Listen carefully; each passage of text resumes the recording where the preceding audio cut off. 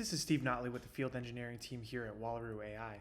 And today we're going to be looking at an example on how we can deploy computer vision models for retail use cases using the Wallaroo platform. Now, the model we're going to be using for this example today revolves around the idea of using computer vision for inventory management in retail. This means that we have cameras set up to monitor shelves, identify objects, and count them so that we know the status of our inventory. To start off, I import all the libraries that I need, including the Wallaroo SDK, which is what I'll be using to manage and deploy these models today. Next, I authenticate to my Wallaroo cluster and set the workspace that I want to be working in. Now it's time for me to deploy this model, which I'm going to do using these three key lines of code here. The first of these is used to upload my model to the Wallaroo cluster. I do this by specifying the model's saved file location, as well as the framework that I'm using.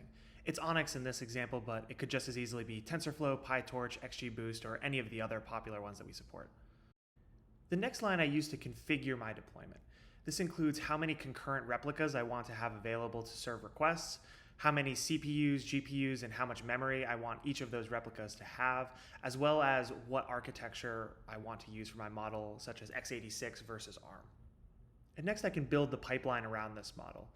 I add my model step and use the .deploy function in order to actually kick off my production deployment. And in 45 seconds or less, I'll have a fully deployed model that I can use for inference.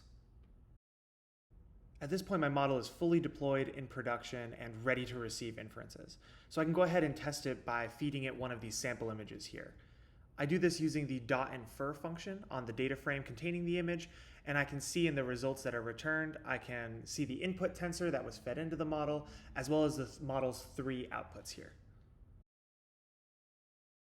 With a little bit of plotting code, I can overlay these results on top of the original image to see how my model performed. If I'm happy with these results, then I'm all ready to go and actually integrate this model into my other production workflows. I can call the .url function in order to get the external facing URL for this model.